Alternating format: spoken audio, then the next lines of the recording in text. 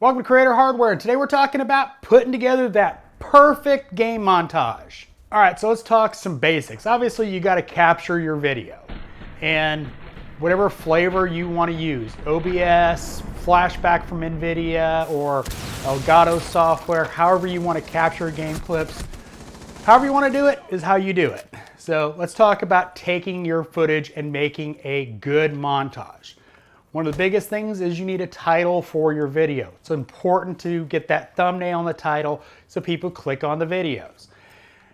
That can be, a problem in the game. That can be, this amazing play you made. But obviously you want to, get people watching and continue watching. Now, nothing but straight up highlights of you being, gamer king isn't going to be that interesting to watch. You want to put in some humor.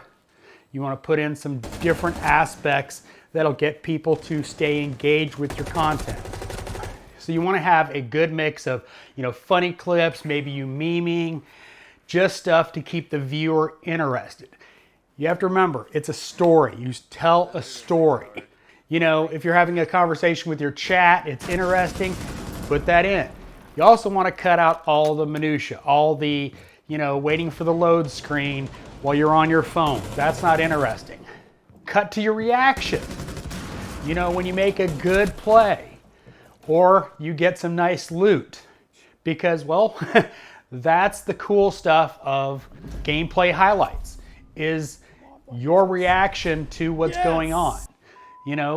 Sometimes it's, for me, I'm probably not going to be a great streamer because I don't react that well.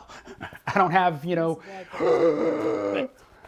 most of my reactions are probably not, PC.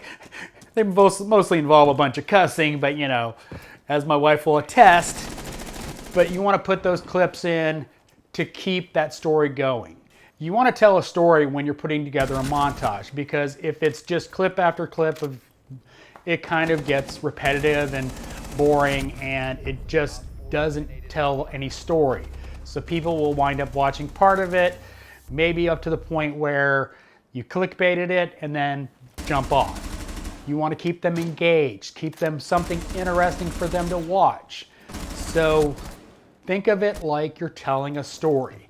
In Rainbow Six Siege, I can tell the story of how their respawn in TDM is garbage. Getting killed over and over again as you spawn sucks. I love the TDM, but wow, it sucks when you get killed over and over again as you spawn. And they didn't fix it from when they did the original beta of it with the Candy Crush event, I believe it was. You respawn, you die. Respawn, you die. Tell that story. Go through your footage and figure out a good cohesive way to put it together so that your viewers stay connected.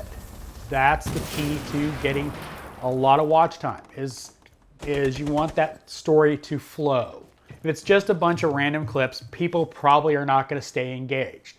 They want to see variety, interesting things. They want to see, you react. So when you put together your timeline, do your best to make it interesting.